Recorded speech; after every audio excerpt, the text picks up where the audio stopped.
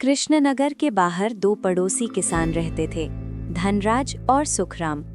दोनों के खेतों के बीच में एक विशाल आम का पेड़ था, जो हर साल मीठे और रसीले आम देता था। कई वर्षों से दोनों आराम से उस पेड़ के फल बांट लेते थे, लेकिन इस साल एक बड़ा झगड़ा खड़ा हो गया। सुखराम, तुमने मेरे आम चुरा लिए।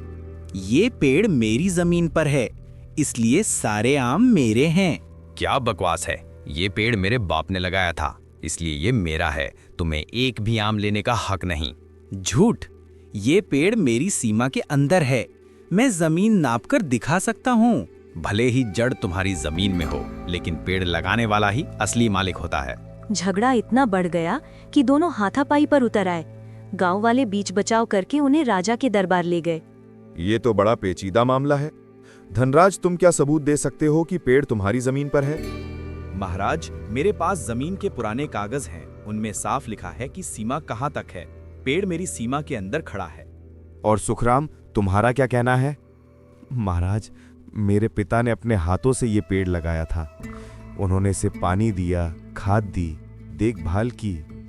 अगर वो ना होते तो ये पेड़ होता ही नहीं। लेकिन पौधा उन्होंने मेरी जमीन में लगाया। अगर मेरी जमीन की ताकत ना होती तो पेड़ बढ़ता कैसे? तुम्हारी जमीन, तुमने तो कभी उस पेड़ की परवाह तक नहीं की। मैं हर साल उसे खाद देता हूँ, कीड़ों से बचाता हूँ। ये सच में कठिन फैसला है। एक की जमीन है, दूसरे के पिता ने पेड़ लगाया। महाराज, यदि आज्ञा हो तो मैं इस विवाद को सुलझाने का प्रयास करूं।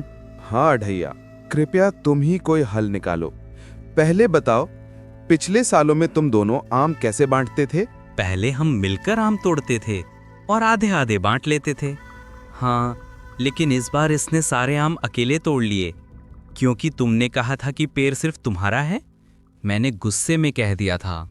तो असली समस्या आम के पेड़ की नहीं, बल्कि आपसी विश्वास टूटने की है। अच्छा बताओ धनराज, अगर ये पेड़ काट दिया जाए और लकड़ी तुम्हें मिल जाए तो तुम खुश होगे? नहीं महाराज, पेड़ काटना पाप है। वो तो हमारे गांव की शान है। और तुम सुखराम? कभी नहीं, वो मेरे पिता की निशानी है। तो तुम दोनों पेड़ से प्यार करते हो, फिर झगड़ा किस बात का? पर सवाल तो मालिकाना हक का है। महाराज, मेरे पास एक प्रस्ताव है। कानून के हिसाब से पेड़ उसकी जमीन पर है जो मालिक है, पर नैतिकता के हिसाब से जिसने पेड़ लगाया और पाला, उसका भी उतना ही हक बनता है। तो तुम क्या सुझाव देते हो? पेड़ को दोनों की साझा संपत्ति माना जाए। धनराज की जमीन है, उन्हें भूमि अधिकार मिले। सुखराम के पिता ने पेड़ लगाया, उन्हें वृक्ष अधिकार मिले। फल दोनों बराबर बांटें, देखभाल भी मिलके करें। यानी जैसे पहले होता था? हाँ, लेकिन अब लिखित समझौते के साथ। पर जमीन तो मेरी है। अगर सुखराम के पिता ने ये पेड़ ना लगाया होता तो तुम्हें क्या मिलता? सिर्फ खाली जमीन। और सुखराम, अगर धनराज की जमीन ना होती तो ये पेड़ जड़ ही नहीं पकड़ता। और बताओ, तुम दोनों कितने साल से पड़ोसी हो? 20 साल से। 20 साल की दोस्ती एक पेड़ के आम के लिए खत्म कर दोगे? जब तुम्हारे बच्चे साथ खेलते हैं तो इतना छोटा मन क्यों?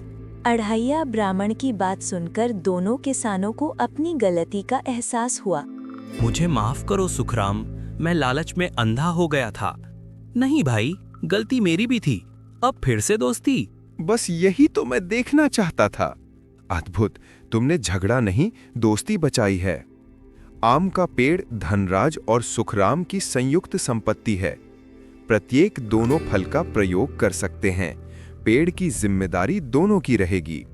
दोनों किसान खुशी खुशी गांव लौट गए। उन्होंने पेड़ के चारों ओर बाड़ लगाई और एक बेंच भी रखी जहां दोनों परिवार बैठते थे। इस बार के आम बहुत मीठे हैं। आधे तुम ले लो और कुछ अढ़ैया ब्राह्मण जी के लिए भी भेजते हैं। हाँ, और महाराज के लिए भी। गांव वालों ने देखा कि कैसे समझदारी भरे फैसले ने दो दोस्तों को फिर से जोड़ दिया। अढ़ैया ब्राह्मण की इस कहानी ने सबको सिखाया कि हर समस्या का हल झगड़े में नहीं, बल्कि आपसी समझ और सहयोग में है। और कभी-कभी सबसे अच्छा न्याय वो होता है जहां कोई हारता नहीं, बल्कि दोनों जीतते हैं।